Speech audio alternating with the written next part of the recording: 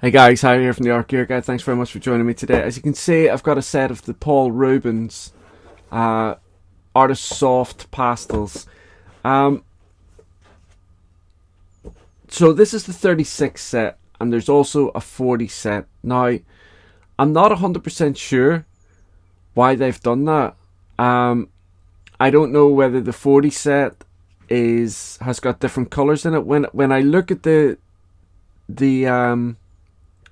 images of the 40 set and the 36 set, the 40 set looks a little bit different in terms of the palette. It looks like it's got a few extra browns or different browns in it, but it's really difficult to tell from a picture. It's much easier to know, when you have the product in front of you and you can swatch it and you can look at the colours properly.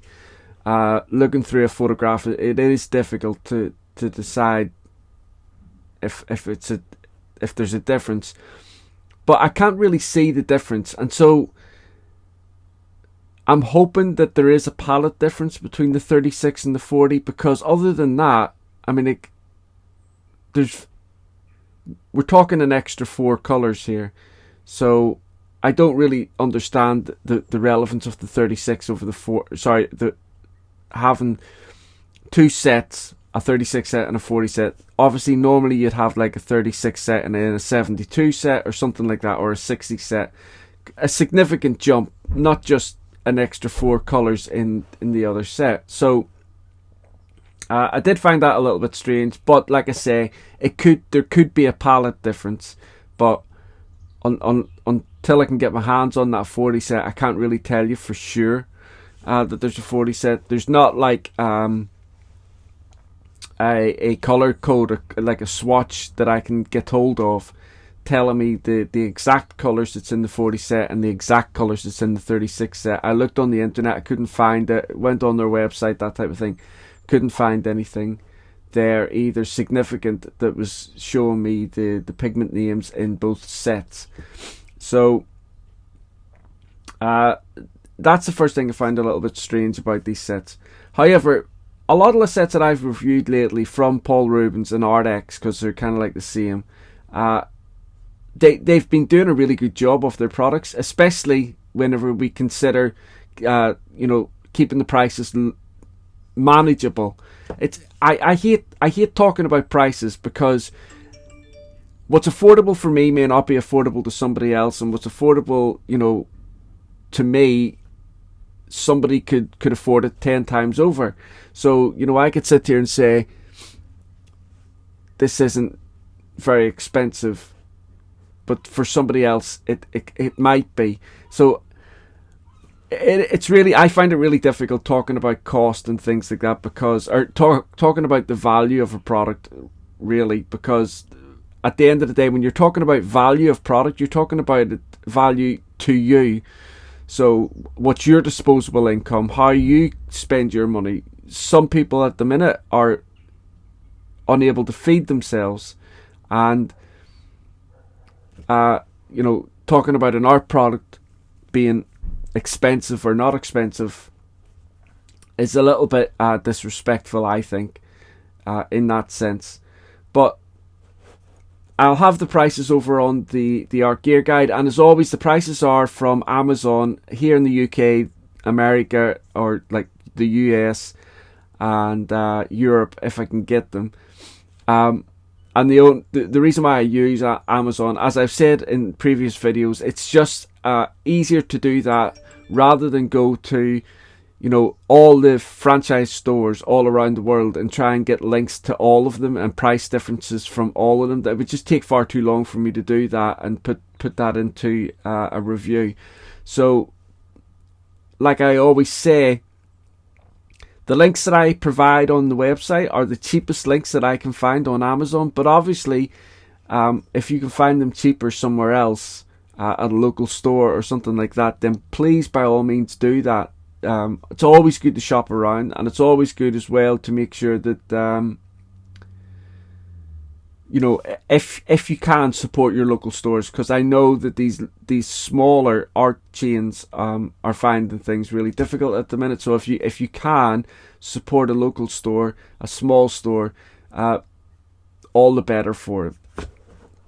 Anyway, let's get into this. So this is the 36 set. Comes in a really nice box. As you can see here on the top here, it just says Artist Soft Pastels, Paul Rubens.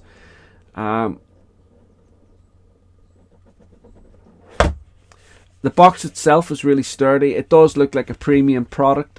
Sorry, it feels like a premium product when you buy it and you get the box, and you can see there the artwork, like the illustration on the front. It does look like a premium product. As soon as you get it, there's a little pamphlet here inside as well, just talking a little bit about the pastels, but there's nothing in here talking about the actual colors that are inside the set.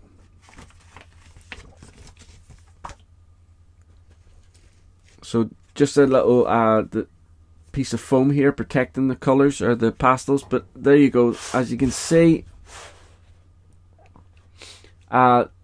really bright, vibrant colors. Now,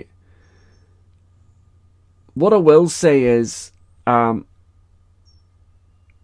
show you the pastels themselves in their little foam bed there. They look really nice.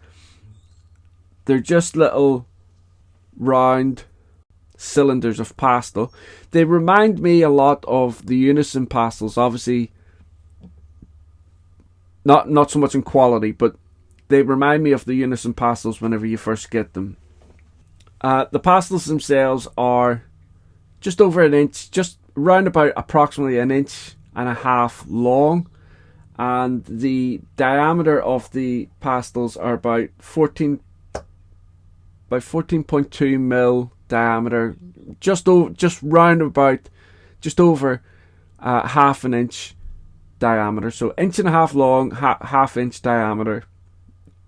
That's the sizes of the actual pastels themselves. One thing, whenever I get pastels, you can always tell. I've used and reviewed quite a lot of pastels, not them all, but quite a lot, and you can normally tell when you get them how much pigment comes off in your hand and things like that. I mean, we're talking about an art product here that it is messy, and that's one of the reasons why a lot of people don't really want to get into pastels, because they can be messy. A lot of people have a thing about the texture of pastels, how they feel in the hand. They don't like that particular powdery, chalky texture, and so it prevents them from getting into pastels. I always talk about pastel pencils and what have you, and how they might be another alternative, because they're not as dusty or messy in your hands, but that type of thing doesn't bother me at all. But as you can see here, this is the palette in this 36 set. I'll show you these now swatched out. Okay, so you can see here, so I've used some Hahnemühle ombre paper, which I personally don't like the ombre paper whenever I'm doing pastel work, because I don't find it layers very well. It's not like, say, the type of sanded type paper that you can get for pastels, or the I forget the name of it now. The Clairefontaine pastel matte paper. The ombre paper isn't like that. You can see here it's very thin. It does have a texture to a certain extent, but it's not for me. I just personally don't like the ombre paper. Not necessarily Hahnemühle ombre paper, just ombre paper in general. I just don't like it for doing artwork with pastels. But it's okay for doing the swatches. It gets you to see what the colours look like on paper, and as you can see here, they're really quite bright and vibrant. And I think that's my only criticism really of this particular set, this 36 set, and that is that a lot of the colours in here are quite bright. There wasn't a lot of darks.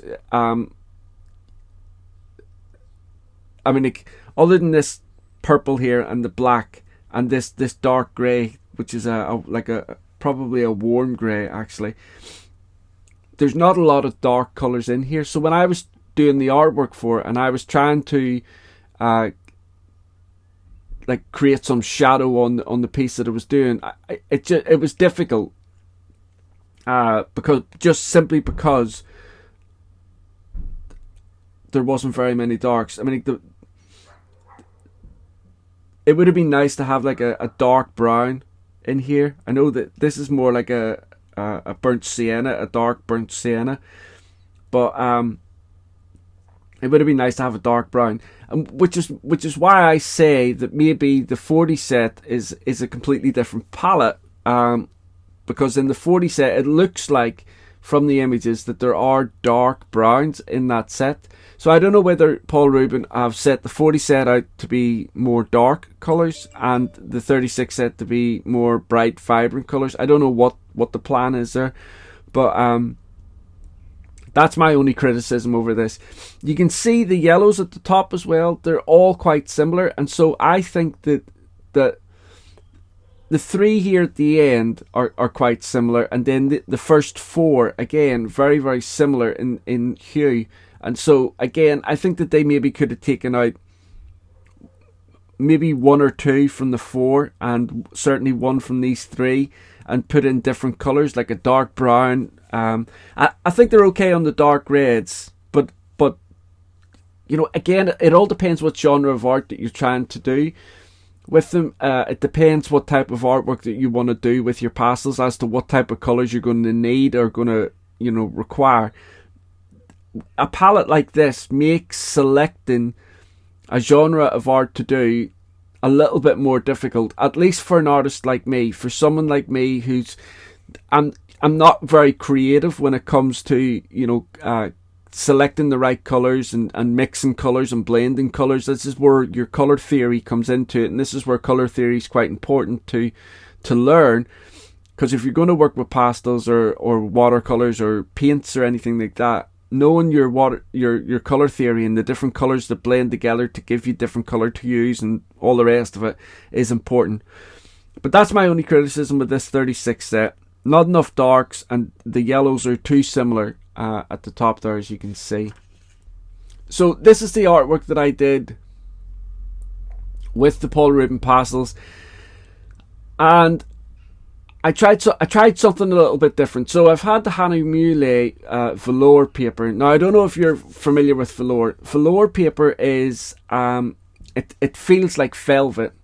It feels like a cloth material. And if you're not familiar with, there's a wonderful pastel artist on the internet called Emma Colbert. She's actually a fellow Northern Irish person.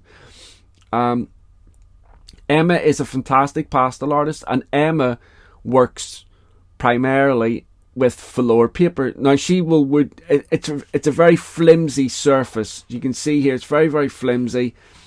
But if you watch Emma will show you how to, you know, attach it to a board and things like that. If that's the type of paper that you want to use, Emma will show you how to mount it to a board so that it's a hard, stiff surface. Obviously, when you're working with pastels, the last thing you want is a flimsy surface, because the more it's moved about, the more likely that the pastel is to come off over time. But that's just to bear in mind. But I wanted to try and test the pastels, obviously, on different papers, which I've done. So you've seen the Swatch on Ingres paper, and now I tried this Hannah Muley velour paper, which I did find it a little bit difficult blending colours. If you watch a speed drawing, you will see you'll see how many layers I was able to get on this paper, which is really strange because it is such a strange surface to touch. But you can see from the speed drawing how many layers I got on this. And I got those layers because I kept working with the pastel, trying to get the darker tones over on the as I'm looking at the drawing, the right hand side of this drawing. I was trying to get the darker tones around here, and I just wasn't getting it. And it needed to be a little bit darker around here, but I just didn't have the right colours to create that. And like I say, I found blending these colours on the velour a little bit more difficult than, say, had I been using perhaps maybe Pastel Matte or some of the UArt sanded paper, which incidentally I'm just going to show you how these pastels lay down on some UArt sanded paper now. But this was the artwork that I done. Actually, it didn't come out too bad. I was quite happy with it, especially as it was my first time using velour paper. But it is what it is. Okay, so just for a little bit of clarification before I show you the pastel on this UArt paper, this is the paper that I did the swatch on. This is Ombre Pastel from Hanu Mule. Lots of different colours in there as well if you wanted to get a pad of that, if you like the ombre paper. Hanu Mule is a fantastic paper company, really good. This is the Hanu Mule velour paper. Again, this pad here, I'll have links for all of this over on the written review or down below in the comment section, but this velour comes in a pad. Again, comes in different colours: white, black, grey. All the colours are on the front here.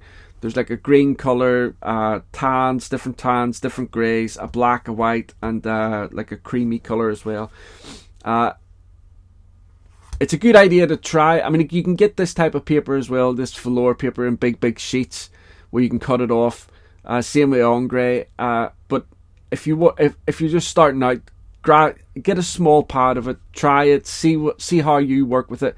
I found if you watch the speed drawing, you'll see as I'm drawing out the outline of that pear, I used pastel pencil. Now I tried using the Stabilo pastel pencils, and they just wouldn't layer on that paper, or wouldn't work on the paper.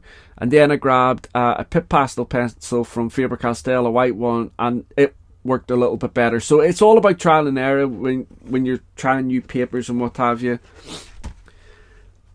This is the UArt sanded paper I'm going to show you now. It comes in different grades. The grades are on the back, just like if you've used ordinary sanding paper, it comes in different grades as well, and there's a number on the back that lets you know the grade size.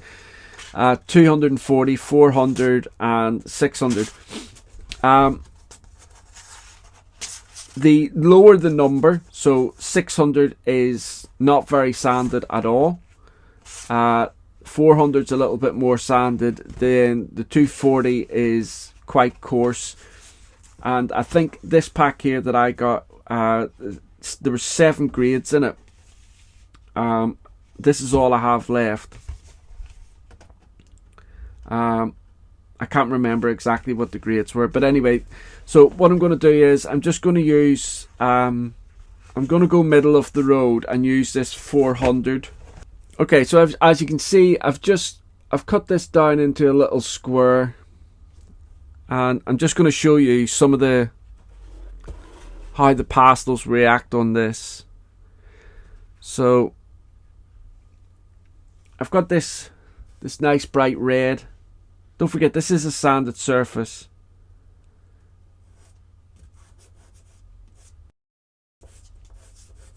You can see there I'm barely touching the paper, and the strength of the colour coming off onto the paper, really nice.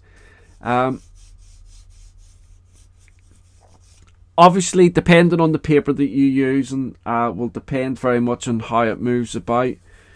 But you can see there on this UArt sanded paper, it blends in really quite nicely. What I will say is, paper is, sorry, just let me get this pastel back so that the camera focuses in on it. With pastel, paper is important regardless what medium you're using, but with pastel it's really important. There's so many different types of papers that you can use, or surfaces that you can use. It is so important that you find the right surface for you. Now, in terms of the performance of these pastels, you've seen there how well that just kind of like laid down on it. I'll do a little bit of blending here. So I've got a little bit of yellow,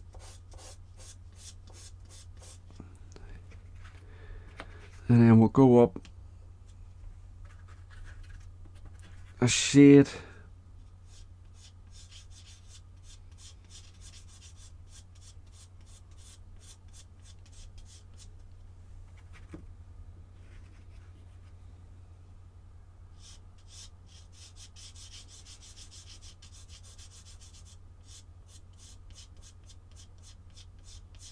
Again, when you're working with these types of pastels, a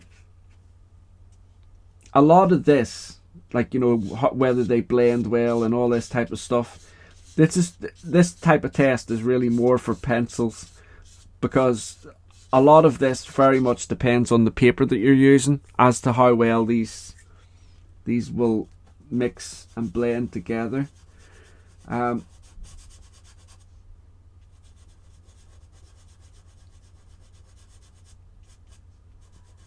And obviously as well, your ability to be able to work with pastels.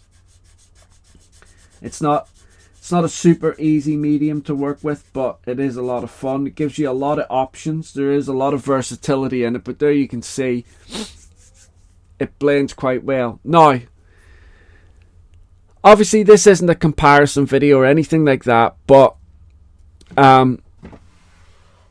just for the purpose of a little bit of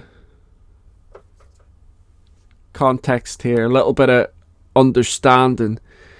So when people talk about soft pastels, they're talking about pastels like this, the Unison pastels and the Terry Ludwig pastels, and Sennelier do soft pastel as well, and that's where these Paul Rubens kind of like fall into that type of category. Then you've got your hard pastels, which tend to be these sticks, these block sticks. Now this one here is an inscribe, one of the inscribe blocks, and this red one here is a Faber-Castell pastel block. These are much harder, but they still deliver a fair amount of pigment on the paper when you're using it. These pastels here, the Unison pastels, you can see here with this red, again, I'm barely touching the paper, but you can see there, because they're soft, they deliver an awful lot of pigment, and this is what a lot of pastel artists have got to get used to as well. When they're putting the pigment down on the paper, when they're putting the pastel down on the paper, you need to be cautious of the pressure that you're putting down. Again, very much dependent on the paper that you're using. But this, maybe this one here. So I've got two colours here that are similar. They're not exactly the same. This is like a Unison pastel here on my right hand, and this is the Paul Rubens pastel, soft artist pastel. And you can see here, you know, again, I'm barely touching the paper. If I put more heavier pressure down on the paper, you can see the difference between a light touch and a heavy touch. Leaves much more pigment. With the Unison pastel, it's the same type of thing. So I'm very light touch and then a heavier touch. I would say, when we're talking about comparison, when we're talking about understanding the performance of the Paul Rubens pastels, they're not as soft as the Unison, and you wouldn't expect them to be. The Unison are really expensive pastels, so these are not going to be as soft. There's going to be a little bit more binder in these Paul Rubens pastels than there is in the Unison pastels, but that being said, for the money that you pay for these Paul Rubens pastels, and the size of the stick here, this is kind of like a half stick, I think that they would refer to it. Like I say, it was about 1.5 inches long.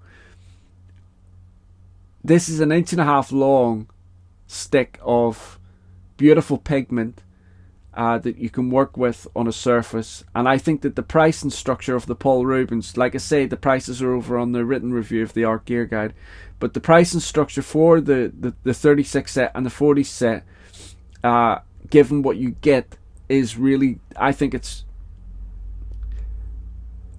okay. I think it's reasonable. Certainly, if you wanted to get into pastels and you've never used pastels before, but you want to have a good quality pastel to use for your artwork, the Paul Rubens soft pastels would be an excellent place to start, because it's going to give you that quality that you're looking for, but not at a really not at a price range that you would say pick up a set from Terry Ludwig or the Unison pastels.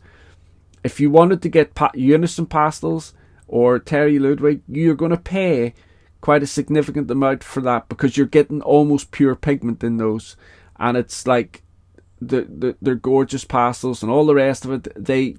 You get what you pay for. And like I say, if it's your first time out in pastels, this Paul Rubens set is a great place to start, and then you can progress on. Once you start using pastels like this, they'll help you understand the medium, they'll help you use the medium, they'll certainly help you understand the surfaces that you can use that you may or may not want to use. But I think they're a really good place to start. But I don't think that, I'm not saying that the Paul Rubens are for beginners. Far from it. This is a great addition to. This would be a great addition to any other set that a professional artist would have.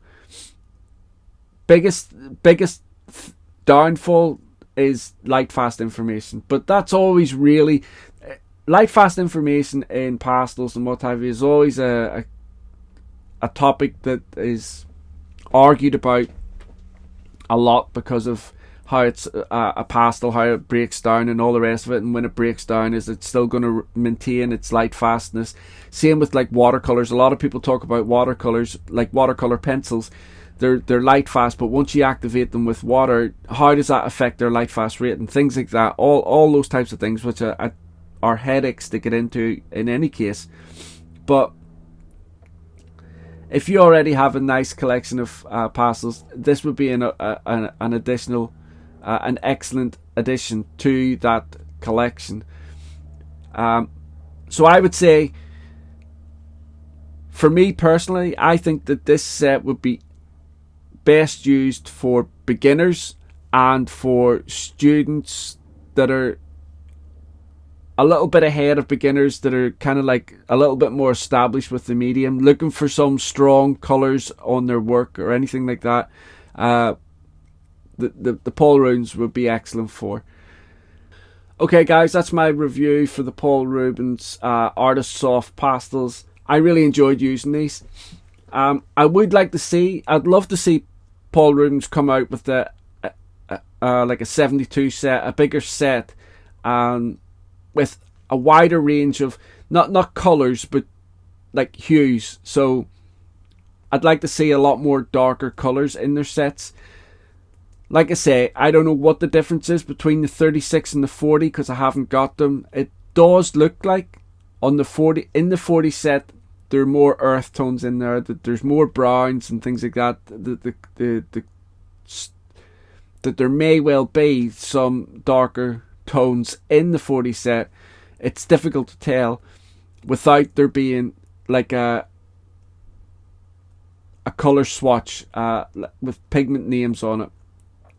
I think if Paul Rubens wrapped a little bit of paper around these pastels as well with like the colour name on them, I think that would be helpful. but not necessary, because there's lots of different pastel manufacturers out there that provide pastels in a box like this that don't have the paper around them with any pigment information on it or anything like that. So it'd be helpful, but it's not necessary. I do think that the color names, it would be nice to have the color names on the back of them, on the back of the box, or in the little pamphlet that I showed you earlier on. But again, with pastels, if you watch some of the really, really well established pastel artists, they don't need the names of the pigment or anything like that. They categorize their pastels in tones. If you look at a pastel artist's, like the layout of the way they put their pastels, it's beautiful. I mean, just the way they lay their pastels out is gorgeous, and they're all in little tiny bits. There's tiny little shards, and there's big bits and small bits and all the rest of it, and they all have a place for the pastel artist.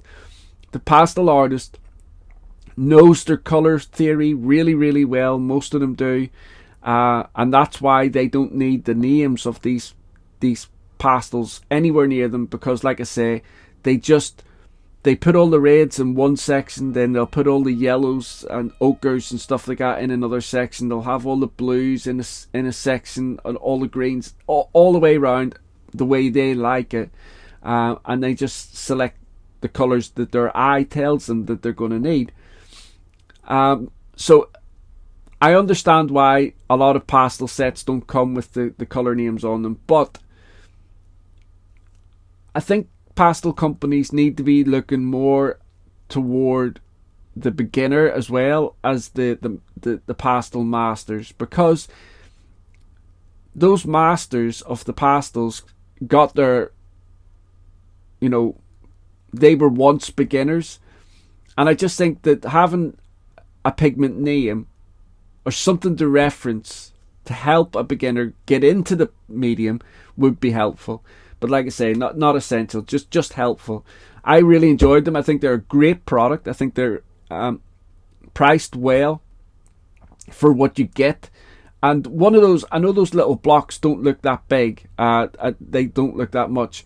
But when you're doing a pastel painting, you'll see, once you get into it and you understand it a little bit more, if you're a beginner, you'll see just how far those little cylinders go. So it may not look like much, but they will go a long way when you're using it in an artistic context. Okay, guys, that's it. I've rambled on far too much here. Don't forget, I've got a written review over in the Art Gear Guide. I also have a speed run of the artwork, as well as some still images over on the Art Gear Guide, just so that you can click on the image, enlarge it, and inspect it at your own leisure. You can zoom in and see the artwork close up, so to speak.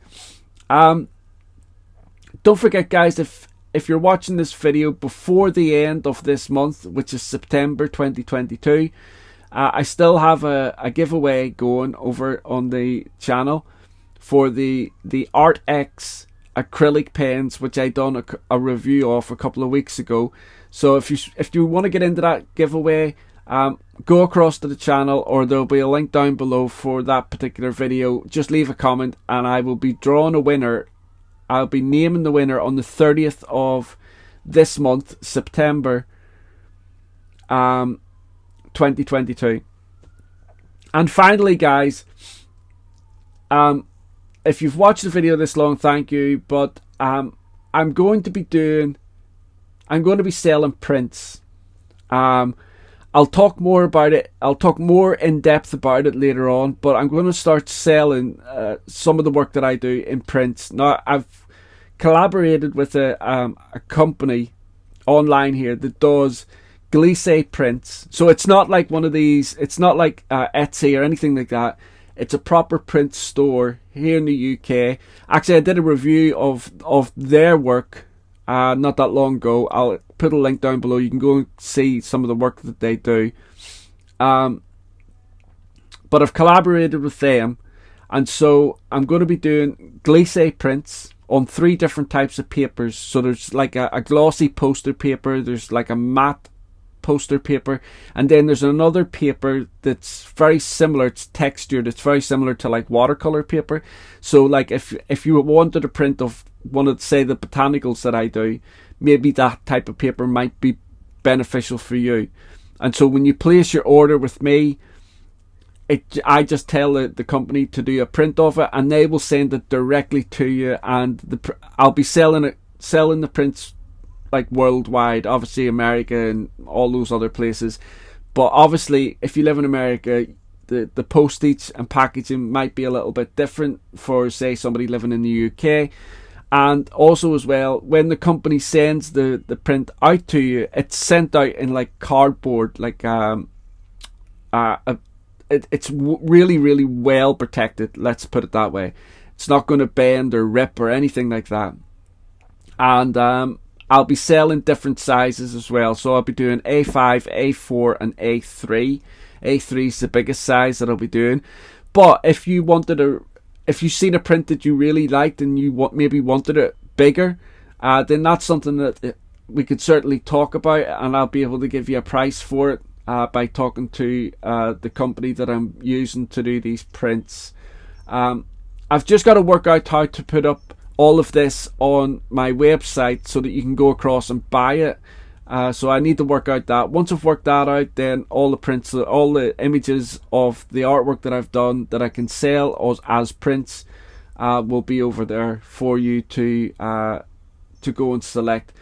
I need to do something because the way the financial situation is at the minute, us as a family are totally broke. We have nothing at all, and it's becoming more and more difficult buying food and things like that. And our gas and electric has just gone up to nearly £400 a month. So it's crazy. So I need to do something to try and help out with that. Anyway, guys, thank you so much for watching this review. I really look forward to seeing you all again in the next one. I've got still loads of different products to review for you. This little studio of mine is filling up really well with products to review. So I'll see you all again very soon. Thanks, bye.